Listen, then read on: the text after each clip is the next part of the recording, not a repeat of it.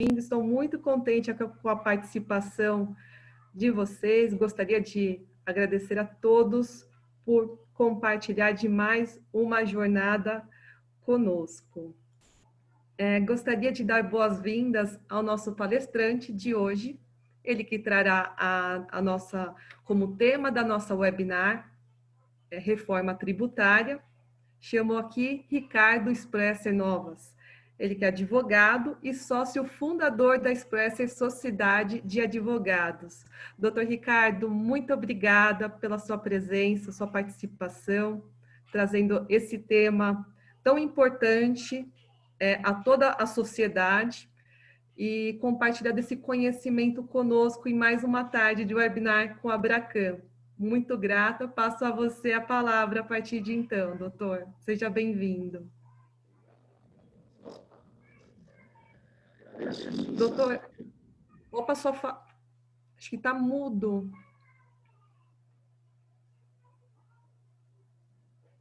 Doutor Ricardo, não está saindo a sua fala.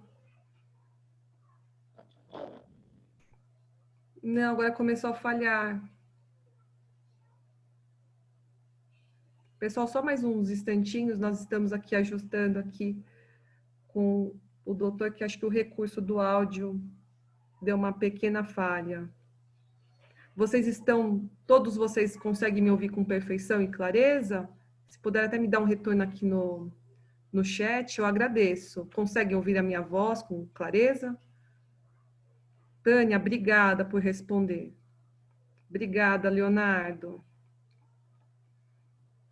Ricardo, tenta falar.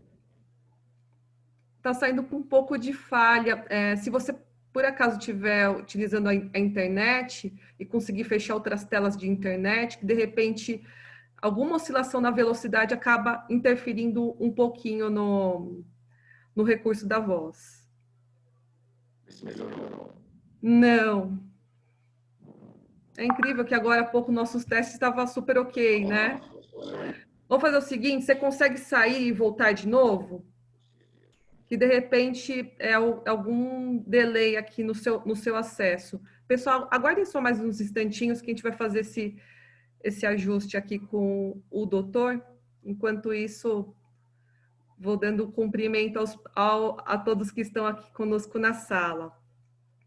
Estão conosco aqui na sala, já tinha André Guessi também, Andréia Rezende, professor Cláudio Zuchen, obrigada pela presença. Cristiane Santana já tinha cumprimentado, Fernando Borges, a Kelly Satomi Numaro, obrigada pela presença, Leandro Alencar, professor Leonardo Campos, obrigada pela presença, você também, a Poliana Andrade, Rafael Pereira, Tiago Galvão, Vilma Máscara, a Tânia Novas também, muito obrigada pela presença de todos vocês. Em instante iniciaremos, só fizemos aqui um pequeno ajuste com relação ao áudio do nosso palestrante, que houve aí um pouco de ruído, e que ele já está entrando. Doutor Ricardo? Estou ouvindo. Agora melhorou. Bem-vindo novamente. Aí Acontece. Eu até brinco com o pessoal, quem sabe faz ao vivo, né? Então, estamos todos aqui no mesmo barco. Mais uma vez, apenas reiterar aqui o nosso agradecimento pelo aceite do convite com a Abracam e trazendo nessa nossa jornada de webinars, o tema da reforma tributária, que é um tema assim, que preocupa no contexto social, empresarial. Então, gostaria muito de agradecê-lo pelo aceite do convite. Seja bem-vindo e já passo a palavra a você a partir de então, doutor. Obrigado pelas palavras. Eu que agradeço o espaço concedido por vocês, Abracam, acho que um papel muito educativo aí, não só o tema da reforma, mas tenho visto aí diversos webinars aí, muito importante. Agradeço a participação de todo mundo que está aí. Eu acho que a gente está num momento muito importante no país. Esse momento da reforma tributária, ele é aguardado há muito tempo, né? E eu acho que poucas coisas são unânimes no Brasil, né?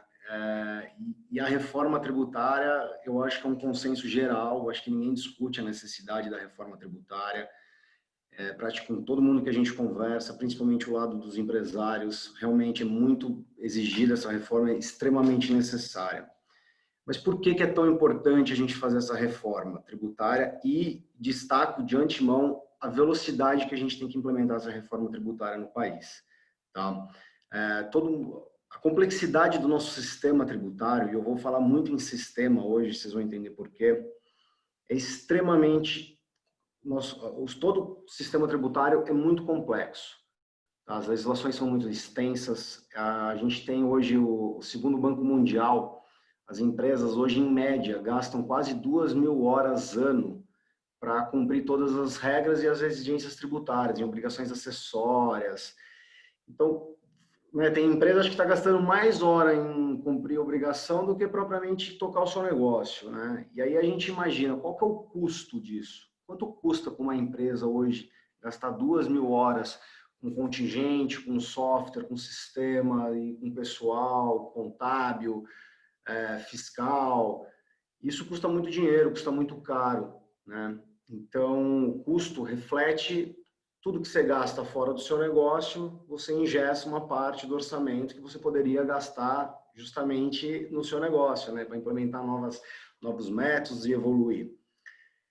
Toda essa complexidade gera uma insegurança jurídica enorme. E aí, isso é um problema muito sério, tanto para quem está aqui dentro, mas principalmente para o dinheiro de fora, né? Para o mercado externo. E toda essa insegurança jurídica, ela reflete na judicialização dos problemas. Nosso sistema tributário hoje praticamente está judicializado. Tudo, qualquer assunto, de qualquer tema, de qualquer tributo, você encontra num processo judicial. A gente brinca bastante aí entre nós que hoje antes de ler a lei, a gente procura uma jurisprudência, né? A gente procura as decisões, como que os tribunais estão tratando de determinado tema, porque está absolutamente tudo no Poder Judiciário.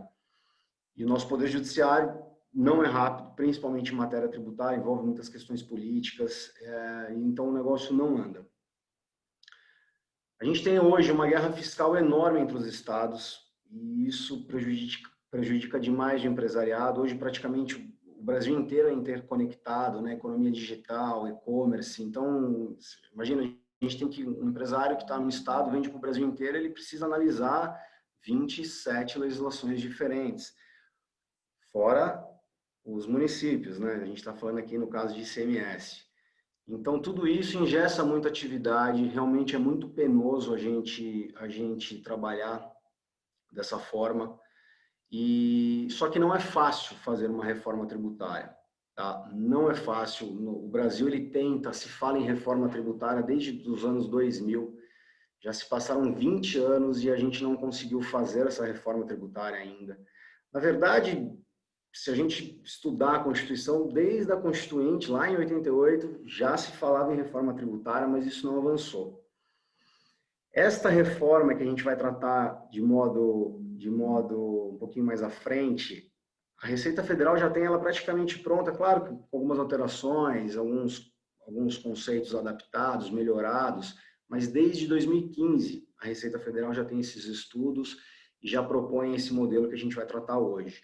Então, já se passaram 5 anos e ainda assim a gente não conseguiu evoluir, né? Mas, para a gente ter uma ideia, hoje, qual que é o grande problema do Brasil, além da complexidade? O Brasil tributa tudo muito. Então, o Brasil tributa tudo. Consumo, extremamente pesado, difícil, complexo. E o Brasil tributa muito a renda, também.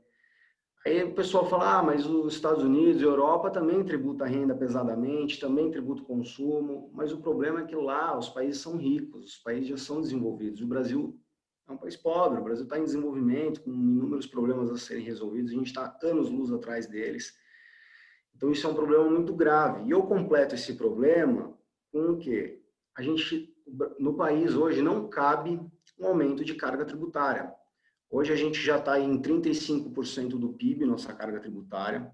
Isso é uma carga tributária de país de primeiro mundo, então não dá mais para subir a carga, né?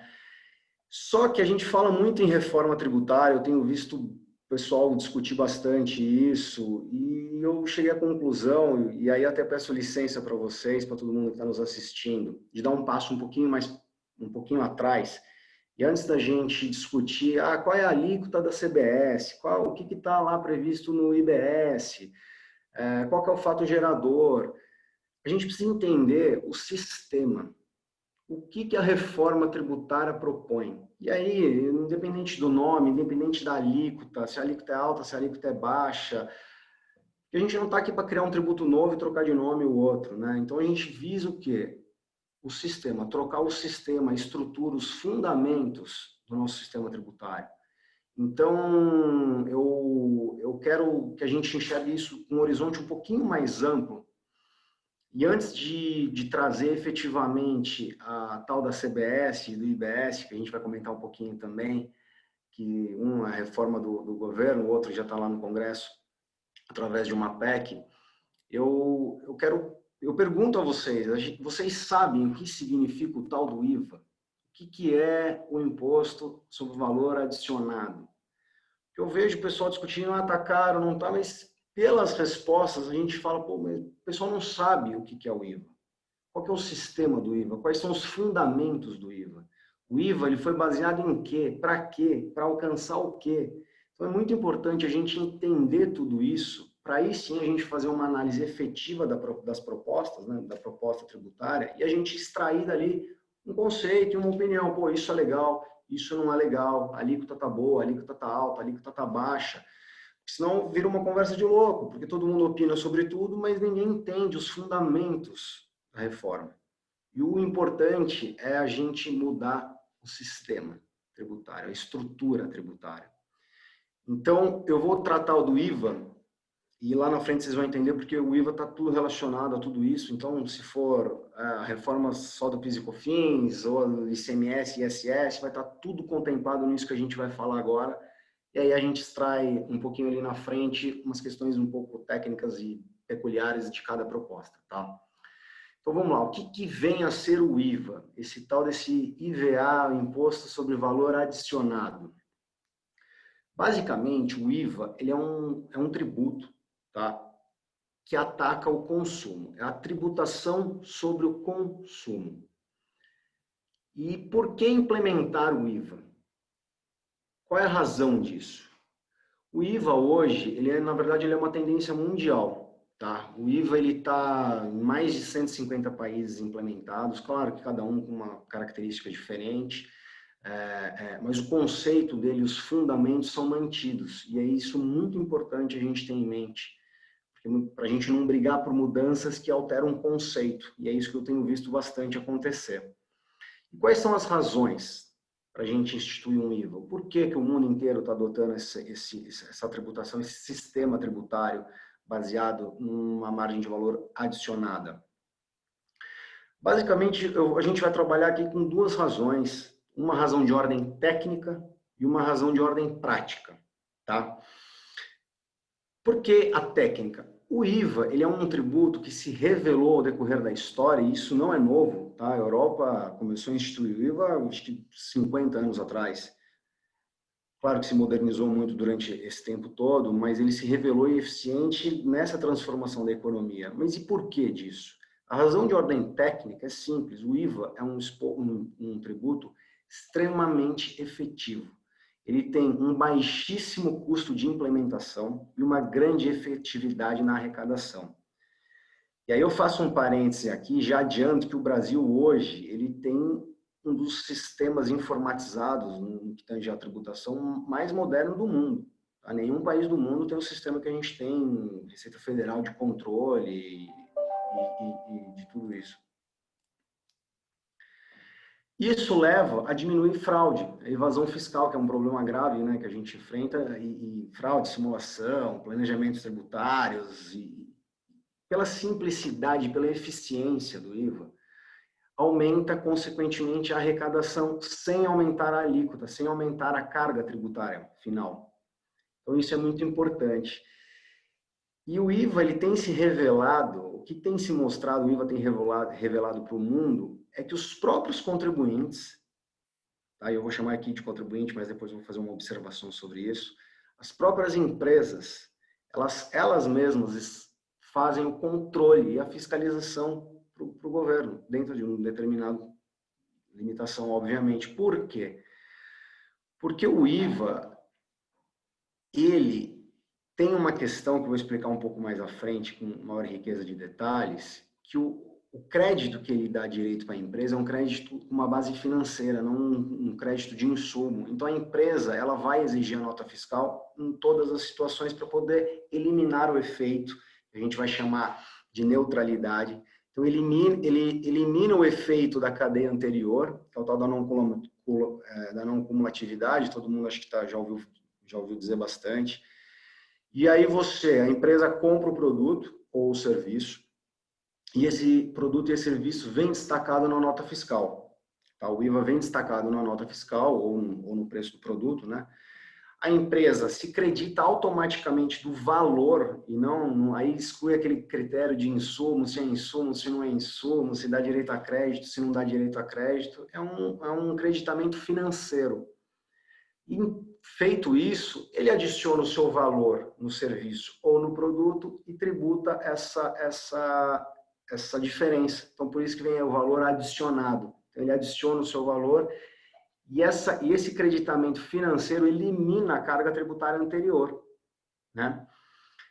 E é muito importante a gente olhar para o IVA e ter isso na cabeça. O IVA tem que, para funcionar, deve necessariamente tributar absolutamente todo mundo, tá? E ter a mesma alíquota para todo mundo.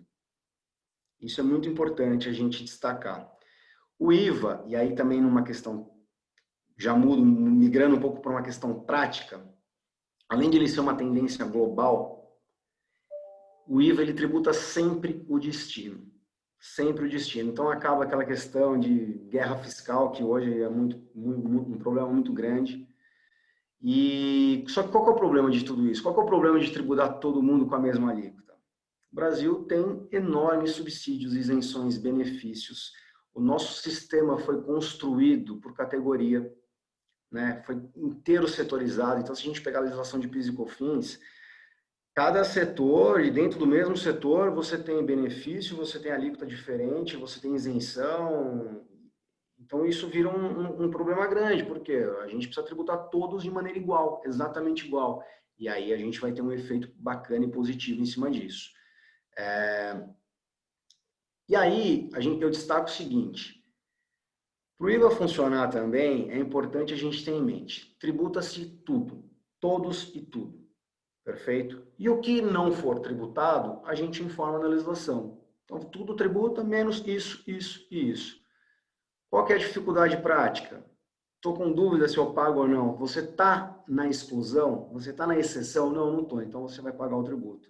Isso é muito simples. Hoje no Brasil virou uma confusão danada, porque a exceção virou a regra virou a exceção, você tem exceção dentro da própria exceção e a regra dentro da própria regra. Tudo muito esquisito e tudo muito complexo. Disso a gente extrai, para resumir tudo isso que eu falei e ficar muito claro na cabeça de todo mundo, o IVA ele foi construído dentro de um princípio, de princípios. E eu vou destacar basicamente 3 aqui, que é o que vai fazer ou deixar de fazer esse sistema novo funcionar. Alíquota única, tá? Tributação no destino, tem que ser tributado o destino, acaba com guerra fiscal entre os estados, acaba com um monte de problema. E o crédito financeiro. Acabou essa história do crédito por insumo, por exemplo. E só de insumo, só crédito de insumo de PIS e COFINS, a gente tem, acho que faz 20 anos que se discute o que é insumo no Poder Judiciário. Recentemente teve um esclarecimento um pouco maior a respeito disso, uma ampliação do conceito para o crédito, né? Mas não resolveu, ainda assim precisa entrar com processo judicial, porque o pessoal tem medo da Receita não aceitar a tomada de crédito do insumo. Então, são coisas que E por que tudo isso acontece? E aí vem a grande questão que é de suma importância a gente compreender. Contribuinte do IVA. O contribuinte do IVA, na verdade, ele não é a pessoa relacionada que pratica o fato gerador. Mas como assim? O contribuinte do IVA, se a gente está tratando o IVA como um imposto, como um tributo de consumo, quem é a pessoa, quem é o sujeito que suporta o ônus? Quem é a pessoa que paga efetivamente essa carga tributária? É o consumidor final. É o consumidor final. Então, as empresas, na verdade, elas não vão suportar a carga tributária de um IVA. Elas apenas funcionam como um ente arrecadador. Então, ela promove a operação, ela cobra esse valor na nota fiscal, recebe esse dinheiro com essa carga tributária e repassa para o governo. A empresa seguinte que adquiriu esse produto ou esse serviço, que pagou na nota fiscal, que pagou esse valor adicionado no produto, se acredita desse valor, adiciona o seu valor em cima do produto ou do serviço e assim sucessivamente. E o ônus econômico disso sempre vai recair sobre o consumidor final. E isso é um problema no Brasil também, porque a gente tem a figura do contribuinte. Então, e está positivado no CTN, uma confusão danada, porque o contribuinte, no caso, é quem pratica o fato gerador. E no caso do IVA, não. A pessoa que pratica o fato gerador, na verdade, não é o consumo em si. O fato gerador de um IVA, ele não é o consumo propriamente dito, consumir, não. O fato gerador do IVA, na verdade, é você praticar uma transação de um bem ou de um serviço. E aí cria-se esta confusão do contribuinte, porque se o contribuinte é o consumidor e não é ele que pratica o fato gerador, como que fica isso no país? E aí a gente precisa ter uma adequação de estrutura. Porque no Brasil, a gente tem a questão que muito se discutiu durante muito tempo, até uma questão mais doutrinária, criou-se a figura do contribuinte de fato e o contribuinte de direito, que é justamente isso que a gente está falando. A pessoa que pratica o fato gerador não é o contribuinte, não é que suporta a carga tributária. Só que isso é uma discussão de muito tempo e foi muito bem colocado, acho que tem todo o mérito aí de quem evoluiu nessa tese, tem muitos doutrinadores que explicam sobre isso, e deixo aqui os meus parabéns, porque não é fácil construir um raciocínio jurídico em cima disso. Mas por que que isso acontece? Porque no Brasil, a gente separou o sistema tributário da economia. Então, a gente criou conceitos único e exclusivamente tributários dentro de um sistema que está diretamente ligado na economia. A gente não consegue. Então, os fundamentos teóricos da economia devem refletir no tributo. Então, aí, na prática, a gente tem um conceito econômico e dentro do sistema tributário a gente tem um conceito tributário, um fundamento tributário, uma definição para isso tributária. É óbvio que isso uma hora não vai convergir. Então, isso é muito importante a gente ter em mente o quê? Que os fundamentos de um IVA, eles são construídos, eles são sustentados dentro de um conceito econômico, tá? Bom, dito tudo isso, o que é um IVA, uma estrutura de um IVA? É claro que eu estou falando aqui de modo resumido, em razão da hora, que o IVA, a gente pode ficar aqui 3, 4, 5 horas discorrendo a respeito, mas a gente não tem tempo. Vamos entrar agora especificamente nas propostas que estão aí sendo discutidas. Entendemos o que é um IVA, entendemos os fundamentos do IVA, entendemos os pilares de um IVA. Ótimo. Vamos discutir agora o tal da CBS e o tal do IBS. A CBS, que é a proposta do governo, que está extinguindo o PIS e COFINS e criando uma contribuição nova, um sistema novo, tanto um quanto o outro são modelos de IVA, tá? São IVAs. Só que o que acontece? A CBS, que vai extinguir o PIS e COFINS, ele é um IVA federal, de âmbito federal. E o IBS, que que está previsto na PEC 45, eu vou falar mais da PEC 45, tem a 110 também, mas a PEC 45 está mais força, tem mais mídia em cima, o pessoal fala bastante dela, então eu vou me atentar mais a ela. Mas saibam vocês que tem duas PECs tratando de uma reforma tributária, a PEC 45 de 2019 e a PEC 110 também de 2019, pequenas alterações entre uma e outra, e então eu peço licença para tratar a questão sobre a PEC 45 junto com a CBS, tá? CBS, projeto de lei 3887 de 2020, proposta do governo federal, extingue PIS e COFINS e institui a CBS, tá? Então a gente chama de IVA federal. PEC 45, a instituição do IBS, também extingue PIS e COFINS e faz, na verdade, extingue um monte de tributos, são 5 tributos e cria o IBS, que seria um imposto único, e aí a gente chama de IVA nacional. Nele contemplado PIS, COFINS, IPI, ICMS e ISS. Dito isso, por que o governo, e aí todo mundo pergunta, eu vejo muita discussão também sobre isso, eu acho legal comentar com vocês, por que o governo não foi lá na PEC 45, que já está, inclusive é de 2019, quase um ano atrás, e não apresentou a sua proposta junto com a PEC 45? O que o governo está fazendo? Ele criou uma estratégia de fasear, segregar da PEC 45 e fasear a sua proposta. Então, primeira etapa, PIS e COFINS, que é essa que nós vamos discutir hoje, depois vem IPI, imposto de renda, tributação de dividendos e folha de pagamento.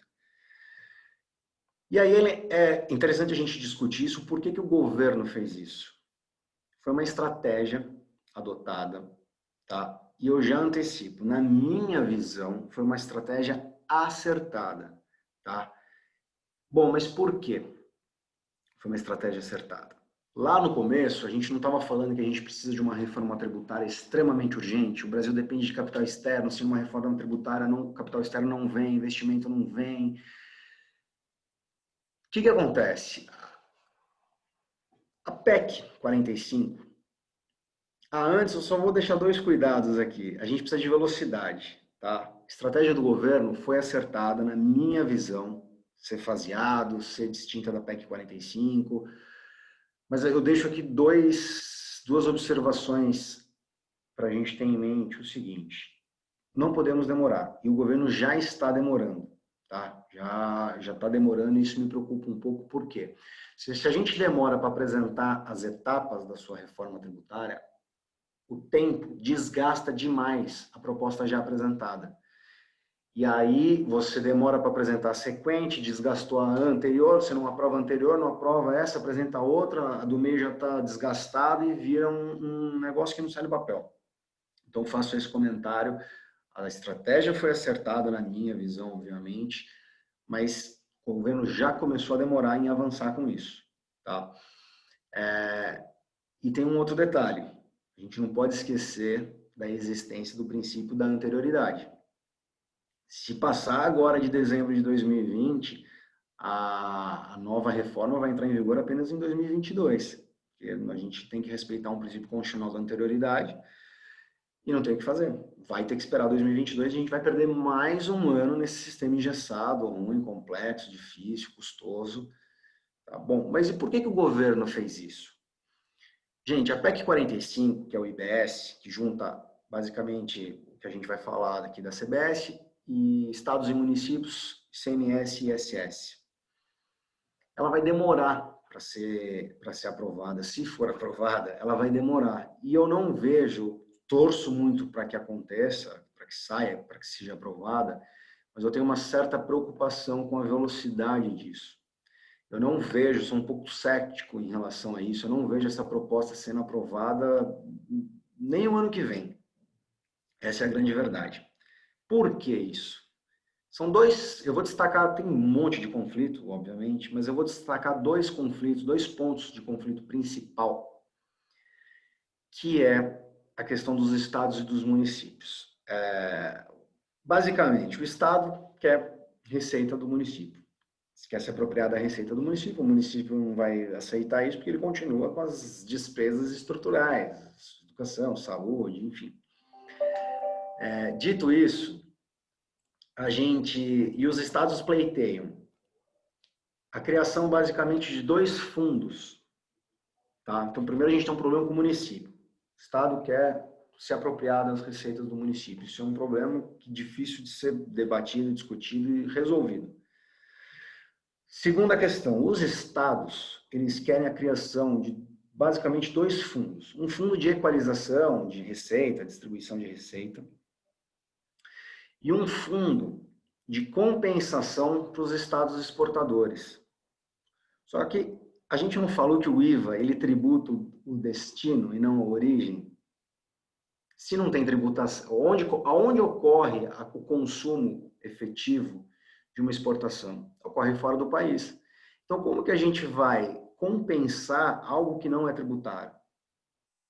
Ainda que se entenda, não, é viável, deve acontecer, de onde vai sair o dinheiro para isso? A União não está disposta a pagar essa conta, tá? E primeiro que não tem dinheiro, né? A gente provavelmente vai fechar esse ano agora de 2020, com praticamente 100%, vai bater aí 100% da dívida do PIB. Então, da onde vai sair dinheiro para compensar essa pretensão do Estado? Não tem dinheiro. Sem aumento da carga tributária, não tem dinheiro. E a sociedade não vai aceitar o aumento de carga tributária. Não cabe no país aumentar a carga tributária. Então, esse é um impasse muito grande, de difícil solução, e não vai ser rápido resolver. Em contrapartida, apresentando a CBS separadamente, a CBS ela não conflita com a PEC 45, nem em termos de tramitação e nem em termos de conteúdo. Mas por quê? Num conteúdo a gente falou, o IVA é um só, seja ele federal, seja ele nacional, os dois têm o mesmo conceito, a mesma estrutura, não vai conflitar um com o outro. Saindo a PEC 45, muito provavelmente vai ser aglutinado essa CBS na PEC, está resolvido o problema. E por que não conflita em questão de tramitação? Porque o governo apresenta a CBS em forma de lei ordinária. Em forma de lei ordinária, muito mais rápido, menos discussão. Nossa Constituição é difícil de modificar, tem toda a regra, tem que ter 2 turnos nas 2 casas, 3/5 dos votos, isso é muito difícil, muito complexo. A nossa Constituição ela é rígida, então não é tão simples passar uma PEC, né? E dentro desse conflito entre estados e municípios, existe a grande discussão em volta da PEC, se seria constitucional, se não seria, por conta do Pacto Federativo. E nós temos uma proposta de emenda, uma PEC sobre o Pacto Federativo, que também está parada há praticamente 1 ano, e não anda, muito difícil solução. Eu não vejo essa PEC como inconstitucional, mas não vamos discutir isso agora, porque é uma discussão também para algumas horas, e não é nosso tema também.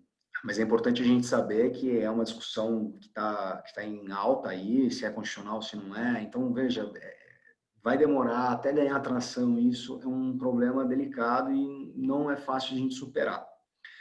Bom, se a PEC 45 ela trata de um IVA nacional, juntando os tributos da União, dos estados e do município, como que a gente vai tratar a governança disso? Quem vai gerir isso? Bom, olhando assim, a gente fala, bom, é muito fácil. União, estados e municípios em conjunto irão administrar os recursos, irão administrar o imposto, irão administrar a carga tributária. Perfeito. Como que a gente faz isso? Vamos criar uma agência tributária nacional. Lindo, teoria maravilhoso. Mas, gente, vamos pensar isso na prática. Como que a gente vai administrar isso? Se a gente olhar o nosso histórico, o Brasil tem um histórico, né, de federalismo não colaborativo.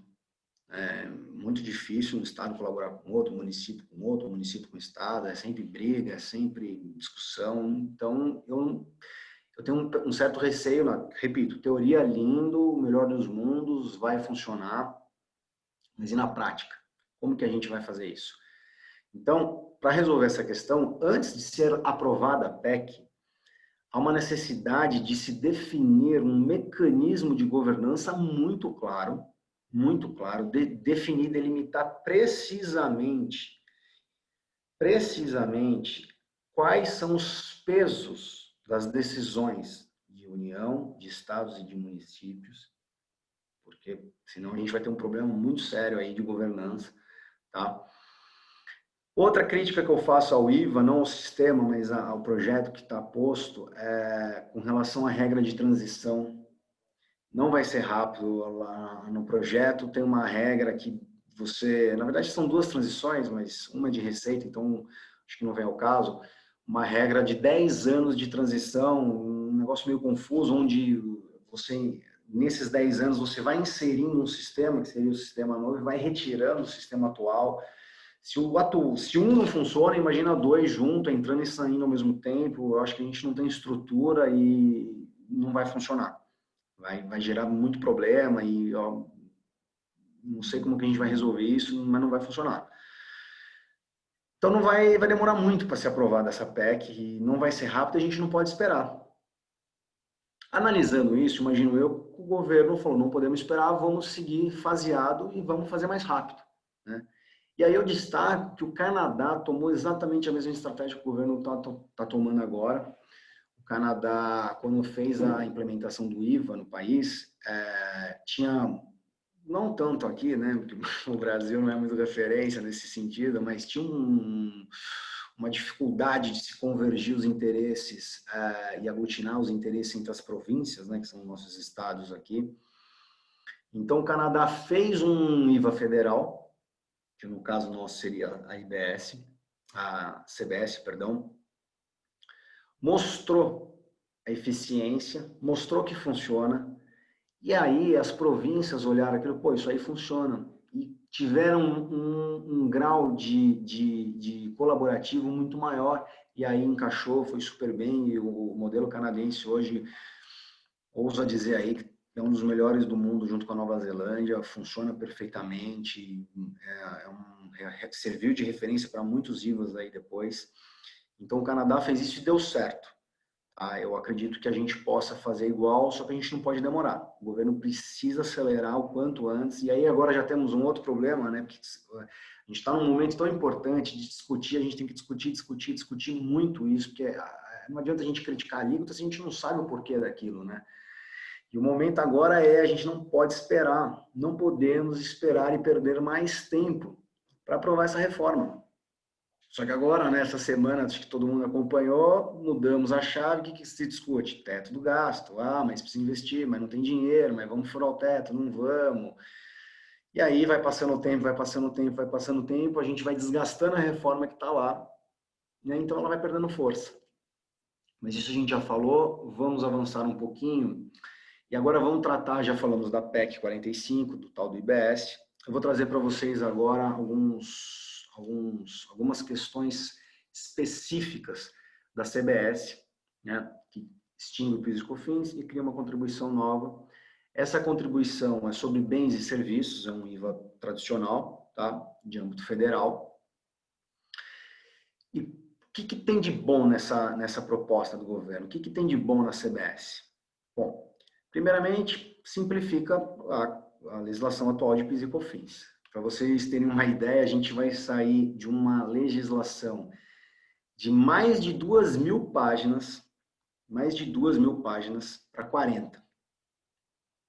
Então, obviamente, isso se torna muito mais transparente, tem muito mais segurança jurídica, reduz muito evasão fiscal, atrai investimento, que é compreensivo. O PIS e COFINS hoje não é compreensivo. E, na verdade, a gente não sabe nem quanto paga de PIS e COFINS. Vou tratar um pouquinho mais à frente, mas a gente não sabe quanto paga de PIS e COFINS. A alíquota 365. Tá, mas você não pode escrever, é cumulativa. E aí, como é que fica? Quanto que você paga? Não vem destacado? Está embutido no preço? Desculpa a palavra, mas é uma zona. Bom, vamos lá, gente. O que tem de bom na CBS além disso? A previsão é a CBS reduzir mais de 80% do preenchimento das obrigações tributárias. Então, lembra que a gente falou que o país gasta 2.000 horas por ano? Então, assim, a gente vai reduzir isso, no que tange a PIS/COFINS, obviamente, mais de 80% dessas obrigações. A gente vai reduzir muito, com a extinção do PIS e COFINS e a instituição da CBS, o contencioso, o volume do contencioso, a judicialização do sistema tributário. E aí eu trago alguns dados interessantes. Hoje, no STJ, a Fazenda Nacional, 25% dos processos que estão no STJ, que a Fazenda Nacional atua, é com relação ao PIS e COFINS. A gente tem 22 temas no STF de PIS e COFINS. E aí eu tive a curiosidade de olhar o que significa isso, esse volume todo de contencioso tributário sobre PIS e COFINS, né? Como mencionei com vocês, a gente ficou 20 anos discutindo insumos, né? O conceito de insumo, o que é insumo. Tivemos uma solução, mas também não resolveu e até hoje está aí.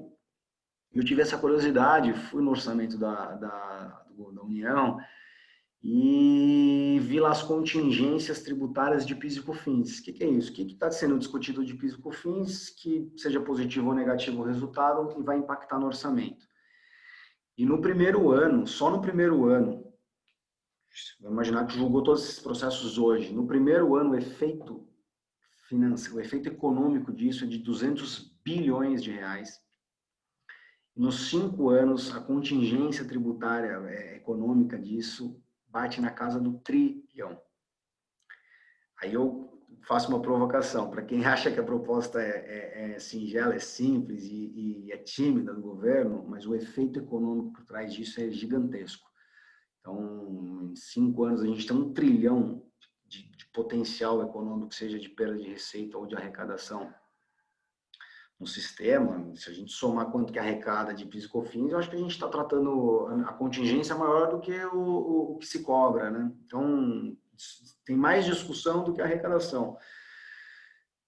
A gente vai eliminar, e aí mais um ponto muito positivo, a questão setorial. Nosso sistema foi construído com base em todo setorizado. Então, é setorizado, cada setor tem uma alíquota específica, tem um benefício específico, tem uma questão específica, e às vezes mais de uma, né? Existem setores que têm subsetores, alíquotas diferentes, enfim, uma complicação, e isso vai ser resolvido, tá? Isso não vai mais ter, todo mundo vai pagar uma mesma alíquota, todo mundo vai pagar um imposto, acabou a setorização, e isso é de fundamental importância. E é legal a gente lembrar, para quem defende, que setor tal deve ter uma alíquota diferente, setor tal deve ter uma alíquota assim, setor tal deve ser imune, isento. É importante a gente ter em mente que quanto mais setores a gente criar, mais burocrático o sistema vai ficar. E mais distante dos fundamentos de um bom IVA ficaremos, né? Só que o governo não pode simplesmente, não conseguiu, que tem questões constitucionais até envolvidas, tirar e tributar todo mundo igual, mas a boa parte vai acontecer, porque a gente tem a questão da Zona Franca de Manaus, cesta básica, entidade beneficente, muita coisa disso decorre da Constituição, então não seria possível fazer isso através de uma lei ordinária. E aí mais um dado importante, só Zona Franca de Manaus, cesta básica e entidade beneficente que não serão tributadas com a CBS, a renúncia fiscal só dessas categorias aí a gente está na casa de 61 bilhões de reais. Bom, qual que é o fato gerador? Receita bruta. Na verdade, não é a base de cálculo, né? Mas o fato gerador seria a receita bruta da transação e é aquilo que a gente comentou de um IVA, que é você transacionar um bem ou um serviço. E dentro da CBS, eu vou destacar basicamente 2 questões que eu estou vendo o pessoal discutir bastante, criticando muito, então eu vou trazer para vocês. Cada um cria seu juízo de valor, depois eu posso até dar minha opinião pessoal aqui. Com relação à alíquota, tá? A alíquota é de 12% da CBS para todo mundo, com exceção de combustível e cigarro, que manteve o sistema monofásico. O resto do sistema foi extinto, só ficou cigarro e combustível, até tem uma relação lógica para isso, de arrecadação, controle, e os bancos. Né? Os bancos tiveram uma alíquota de 5,8 e também está sendo massacrada aí a opinião pública. Mas os bancos ganham tanto, tem que pagar mais. Com relação aos bancos, eu vou dar a justificativa técnica, tá? e oficial do governo. Faz sentido, não sei dizer se a alíquota está calibrada certa, se é alta, se é baixa, mas é a informação técnica para isso faz sentido, que é o seguinte: o spread bancário, o problema está no spread bancário.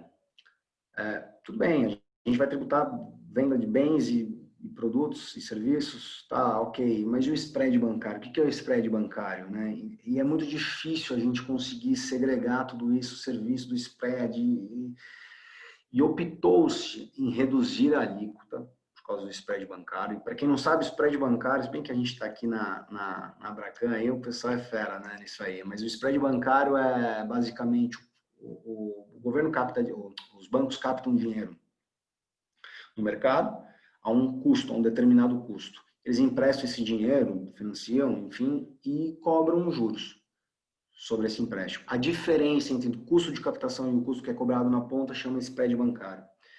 E como a gente faz como que a gente separa tudo isso? É muito difícil na prática fazer tudo isso. Tanto que a maioria dos países, eles não tributam o IVA, né? Não tem tributação de IVA sobre o spread bancário. Então, o que o Brasil fez, na minha visão, acertadamente? Ao invés de não tributar, tributou numa alíquota menor, só que, em razão da alíquota menor, praticamente não deu direito a crédito. Então, os bancos, tudo que envolve banco no spread bancário dentro da cadeia da CBS, não vai ter a tomada de crédito, não vai ter a neutralidade de eliminar o efeito da cadeia anterior. Então, zera ali e começa de novo. Se a alíquota é alta ou baixa, ou tá legal, realmente é muito difícil a gente precisar, mas eu acho que vale a ideia, e a ideia eu acho que foi acertada. Tá? Então, acho que foi legal tributar o spread, e aí fica um pouco difícil a gente calcular quanto seria, porque realmente na prática é praticamente impossível a gente separar o spread de um serviço, de um produto. Tá? A segunda questão sobre a alíquota, ela advém do tamanho, né? Porque a gente está acostumado, quem está no lucro presumido, uma alíquota de 3,65 ou uma 9,25 no lucro real. E aí é que eu já antecipo, não vamos tratar do pessoal que está no Simples, porque não haverá alteração, tá? E já adianto que quem está no Simples Nacional vai gerar esse crédito para quem está em outra cadeia. Então, não tem alteração para quem está, e ainda assim gera crédito, vai ter um destaque no projeto. Determina, vocês têm que fazer a previsão aí de como que isso vai vir na nota fiscal, vai ter essa previsão, então não vai ter influência, e 60% das empresas hoje estão no Simples Nacional. Então quem olha assim de maneira crua fala, nossa, mas a alíquota subiu muito. Bom, também é difícil a gente falar se subiu ou se não subiu. Posição oficial do governo, essa é uma alíquota de equilíbrio, não majora e nem reduz a carga tributária. Só que como a gente vem de um sistema totalmente setorizado, é óbvio que para uns a alíquota vai subir e para outros a alíquota vai descer. Para uns que não pagam nada vão pagar. E claro que vai ter críticas e cobranças, mas o que a gente precisa ter em mente? O setor de serviço tem reclamado muito, porque o que um escritório de advocacia, no nosso caso, se acredita? Praticamente nada. Um material aqui, outro ali, hoje tudo digital também, a gente basicamente, a CBS que vai vir tributada no nosso sistema, no software, uma escola, o que vai se acreditar? Que o nosso maior gasto é com folha de pagamento, né? E a folha de pagamento não gera direito a crédito. Então é um problema, o setor de serviço está sentindo bastante, mas eu acho que eles estão por algum momento errado. Eles estão pela alíquota. Isso vai sair de 3,65 para quem está no lucro presumido, vai para 12. Então, olhando assim, nossa, ficou muito alta a alíquota. Quem está no lucro real, 9,25 para 12, sub menos, mas também eu acho a alíquota alta, porque se a gente colocar a alíquota em 12%, que vai sobrar para os estados e para os municípios? Fala-se aí em 20, 23, 25% no IVA deles, nacional, que seria. Só que se a gente aprovar uma alíquota de 25%, e aí vai somar com a 12 da CBS, 37, eu acho um pouco elevada, tá? O pessoal tem se apoiado bastante na questão da redução, na verdade chamam de desoneração da folha de pagamento, e aí falam, não, pô, mas o pessoal do serviço vai vir a desoneração da folha, então vai reduzir o montante, o principal custo seria a folha de pagamento, então vai reduzir, aí fica uma questão equilibrada. Gente, aqui faço um alerta, posso estar errado, espero que esteja, mas assim, não é desoneração da folha, isso não vai existir, tá? O mundo inteiro tributa a folha de pagamento, tá? Pesadamente. Que a gente associa um pouco, a folha de pagamento está tributando o salário. Na verdade, é uma base, é uma base para tributação. Se não tributar a folha, vai tributar em outro lugar. A arrecadação não vai cair. O que eu acho que vai acontecer, e acho positivo que aconteça, é reduzir realmente um pouco, não vai ser muito, não acredito que seja muito, porque não tem espaço fiscal para reduzir a tributação sobre a folha de pagamento. Dou um dado importante, que o mundo inteiro tributa a folha de pagamento, os países da OCDE, se não me falha a memória aqui, a tributação é de 36% da folha.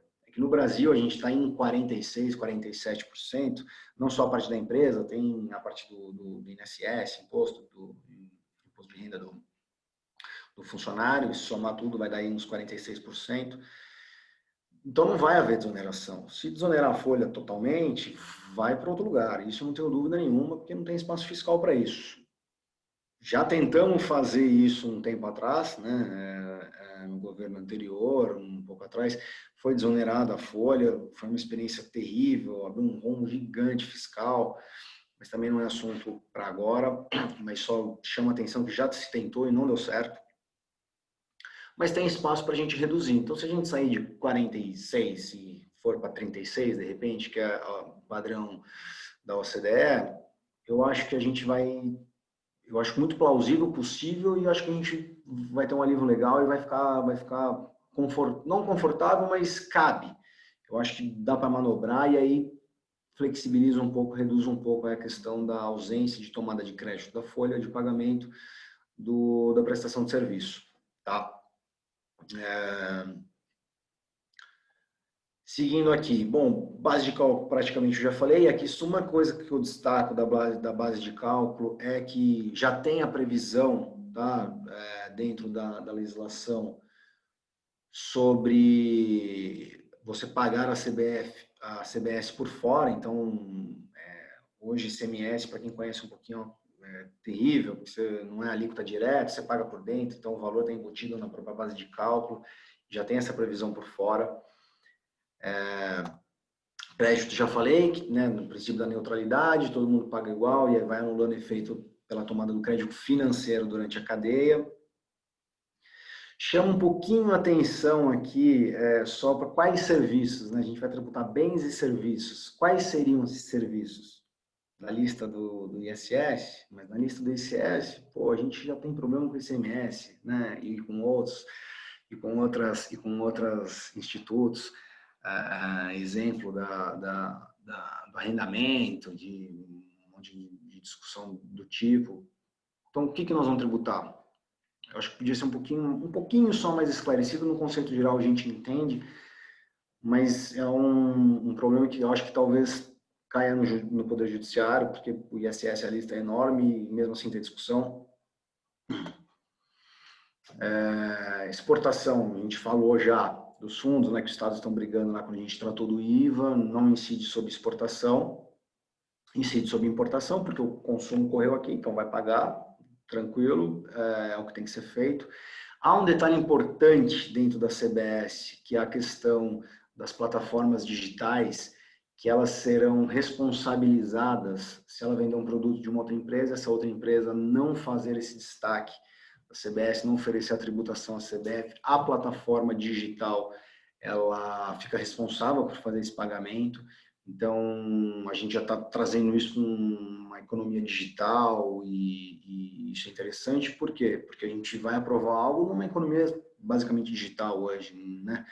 Então, isso é de fundamental importância, a gente já fazer essas previsões e encaixar um sistema já numa economia moderna, porque a gente não pode aprovar uma reforma hoje, daqui 2, 3, 4, 5 anos tem que fazer outra. Então, me parece muito acertada essa previsão, e aí, claro, cada um tem sua opinião a respeito, mas o sistema tem que entrar na economia atual. O sistema, eles têm que conversar, o que hoje não acontece, né?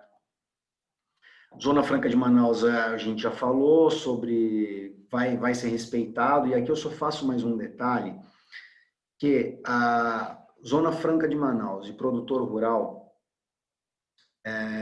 eles, apesar de não terem incidência da CBS, vai ter um crédito presumido, tá? Então, vai conceder um crédito presumido para quem adquire o produto dessas pessoas, para justamente ter a neutralidade, anular o efeito, que senão a cadeia começa com custo então tem essa questão, e para você realmente incentivar, então continua isso, não vai ter efeito. E a última questão que eu pontuo da CBS é a questão da tramitação, que foi apresentada com grau de urgência, né? Então ela tende a ser rápido, mas precisa de lá colocar energia para andar. Senão não vai sair. Então, diante de tudo isso, me parece acertada essa estratégia do governo, e agora é a gente torcer para correr isso, o pessoal realmente se conscientizar e entender o que a gente está falando e falar, gente, ó, precisa mandar. É uma reforma estrutural do país, né, junto com a Previdência que já foi, o Pacto Federativo que virá, mas é uma reforma estrutural que a gente precisa tirar do papel. Eu até gastei um pouquinho mais de tempo aqui para vocês, explicando um pouco mais sobre o IVA em si, porque eu entendi do IVA, se é a CBS, se é a IBS, aí não é uma questão só de um é federal, o outro é nacional.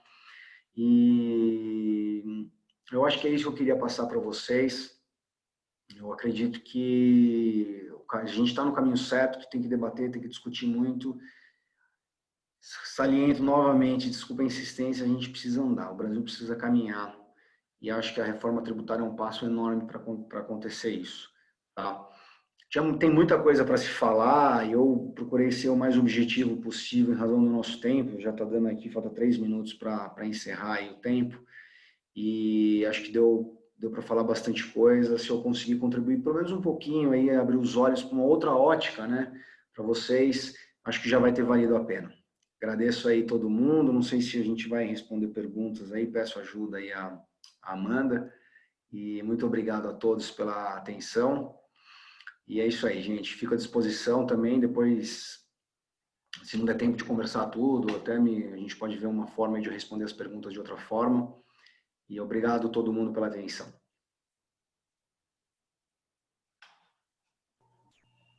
Doutor Ricardo, mais uma vez, estendo a nossa gratidão, que webinar fantástica, né? Como abre a nossa mente saber muito mais a respeito do tema, né? Porque os brasileiros, no geral, estão muito no escuro com relação a esses pormenores da reforma tributária, quais serão os impactos, quais serão as mudanças. Então, as pessoas estão realmente assim temerosas se será uma mudança para o bem, se de repente dificultaria, né? Então, esse olhar que você nos trouxe nos permitiu ter essa visão, né? Eu tenho aqui já uma questão aqui do professor Cláudio Zuchen. A Melina, ela está agradecendo, muito bom, muito bem explanado, um tema tão complexo, verdade, Melina, obrigada pela sua participação. O professor Cláudio Zuchen, ele colocou a respeito de IR, papéis imobiliários, fundos imobiliários, tributação, dividendos, né? Por que não incidir o comicotas sobre os fundos fechados que são típicos do planejamento fiscal? Eu não sei se eu entendi muito bem aqui a formação da sua pergunta, professor.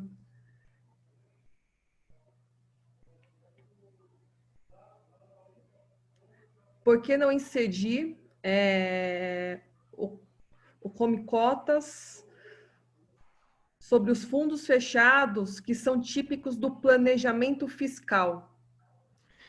Olha, professor, assim, na verdade, fica difícil a gente discutir agora a questão dos dividendos de imposto de renda. Por quê? Porque ainda a gente não sabe o que o governo vai apresentar. Ele está programado para ser a terceira etapa.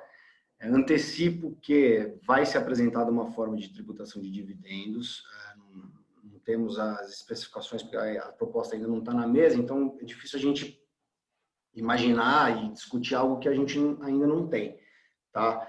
Mas te adianto, vai ser apresentada alguma tributação de dividendos, o que já adianto que também só vai passar se tiver uma redução de imposto de renda da pessoa jurídica, que daí você tributa a saída do lucro, mas você diminui a tributação do lucro efetivo na empresa para poder investir, reinvestir, gerar mais negócios, enfim.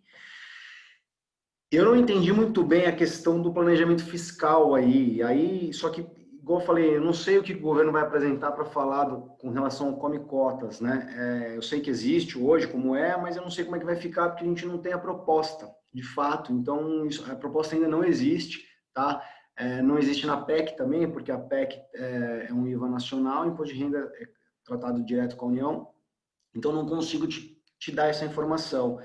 Mas assim que sair a terceira etapa do governo, já me disponibilizo aqui com o pessoal para a gente vir aqui debater e trazer o máximo de informação que a gente puder a respeito de imposto de renda.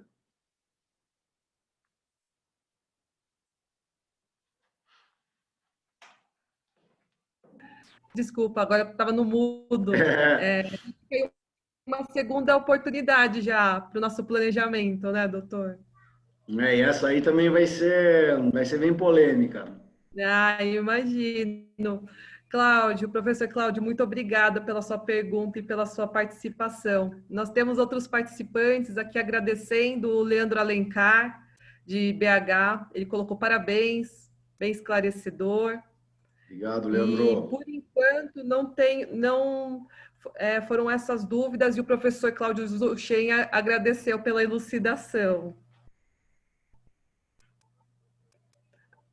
O Guilherme Almeida coloca: gostaria de parabenizar o doutor Ricardo pela explanação bem didática e clara. O que ele acha dos incentivos fiscais existentes? Vão ser reduzidos significativamente? Assim, é difícil a gente falar em questão social. Eu acho que o caminho é errado, tá? A gente setorizar esses benefícios fiscais pela alíquota e pelo tributo. Acho que o governo tem mecanismos de fazer isso de forma diferente. Então, arrecada e com dinheiro você trata isso de forma mais ativa. Eu acho que, inclusive, mais efetiva, tá? Basicamente, a CBS acabou com o incentivo fiscal, tá? Inclusive agora, eu vi bastante essa semana, acho que final de semana passada, começo dessa semana, a mídia bombardeando o Paulo Guedes em razão dos livros, mas como que vai tributar livro? O livro tem imunidade. Gente, todo mundo tem que pagar para o sistema funcionar, tá? O livro tem imunidade de imposto, né? A CBS é uma contribuição, hoje não paga PIS e COFINS, porque está com a alíquota zero, mas é difícil, porque senão não anda. Se a gente começa a criar um monte de benefícios e um monte de exceções, a gente volta para o sistema que a gente está. Então, assim, respondendo a sua pergunta bem, obrigado pela participação aí, Guilherme, mas respondendo a sua pergunta bem didática, praticamente acabou com os incentivos fiscais, a não ser Zona Franca de Manaus, área de livre comércio, produtor rural, né, e autônomo, motorista autônomo, tal, que faz esse transporte, muitas vezes de próprio produtor rural.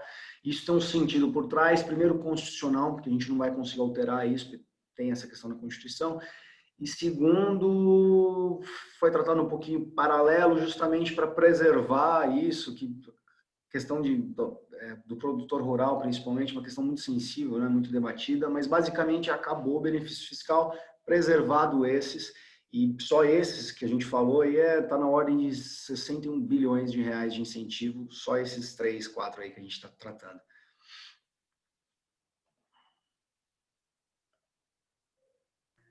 A Melina, ela colocou reforma no imposto de renda, vai ser bem polêmico mesmo. Boa, doutor, vamos aguardar a discussão desse tema depois. O pessoal está ansioso já com esse tema e realmente Desafio, vai realmente. ser. Por isso que quando a gente fala que o governo não pode demorar para aprovar e precisa apertar e tem que debruçar, a gente sabe, pô, tem questão de pandemia, tudo muito difícil, sensível, mas a gente tem que fazer andar, porque senão a gente vai desgastar essa e imposto de renda tem que ser ainda muito mais difícil, mais sensível, que é para todo mundo, não tem jeito. E a gente precisa andar para aprovar, mas já me disponho aqui, a hora que vir, a gente explanar ela aqui para vocês. Doutor, então, aqui dúvidas encerradas. Só temos a agradecer a sua participação, o seu aceite, trazendo essa webinar tão esclarecedora. Espero recebê-lo em mais oportunidades. Tenho certeza que faremos mais convites. Vou adorar e já antecipo que aceitarei. Ai, que bom, contando com a sua agenda, né? E no mais, só nossos agradecimentos. Opa, peço desculpas aqui. Eu entrou aqui no Q&A, nossos colegas aqui, Vitor Rossílio, ele colocou parabéns, Ricardo, excelente explicação, uma verdadeira aula. Rodrigo Spresser também, parabéns pela palestra, esclarecedora, muito bom, Abracão, obrigada, Rodrigo, obrigada, Vitor, pela participação. E a Tânia também, parabenizando ao doutor pela clareza, objetividade, e que ela colocou, fomos altamente agraciados pela explanação. Muito Obrigado a obrigada pela vocês aí. participação de todos vocês que aqui estiveram e, mais uma vez, já estendendo nossos agradecimentos em nome da diretoria da Abracan, doutor Ricardo, como eu disse e reitero, faremos novos convites, porque realmente é um tema assim, que provoca, ainda mais quando entrar na seara do IR, né, que geram, de fato, muitas dúvidas, já é um tema para a gente colocar no planejamento. Vamos pensar nisso então, tá bom? Então, sim. Amanda, eu agradeço o convite. Foi um espaço muito legal concedido por vocês. Acho que vocês estão fazendo um papel muito bacana aí na sociedade. Vocês têm uma força muito grande em âmbito nacional. E para mim foi uma honra, mais do que um prazer, foi uma honra ter participado e me associado a vocês aí de forma objetiva. Então, deixo aqui minha grande satisfação, meu obrigado. E vamos aguardar o que vier, o que tiver a gente está à disposição, viu? Muito obrigado pela participação aí, pela abrir esse espaço. Eu que agradeço, doutor. Mais uma vez, seja bem-vindo à família Abracan. Aqui é a Obrigado. casa, considere-se em casa conosco. E Muito eu gostaria obrigado. de aproveitar o espaço, doutor, e convidá-lo também. Amanhã nós teremos um evento diferente na Abracan.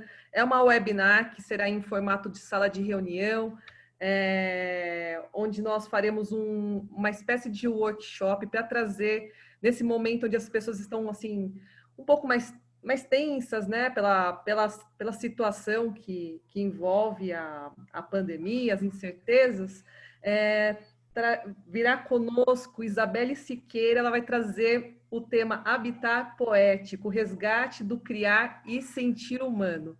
Será na plataforma do Zoom, no formato de sala de reunião, onde todos poderão interagir, criar, e a ideia é trazer nessa manhã de sexta-feira, vai ser das 11 ao meio-dia e meio, um dia assim com mais leveza e positividade a todos, para a gente exercitar também o poder da criatividade, da Muito escrita, legal. né, Muito legal. bater um papo bem gostoso aí com todos. Então, doutor, está convidado, todos os colegas que aqui Obrigado. estão, sintam-se convidados.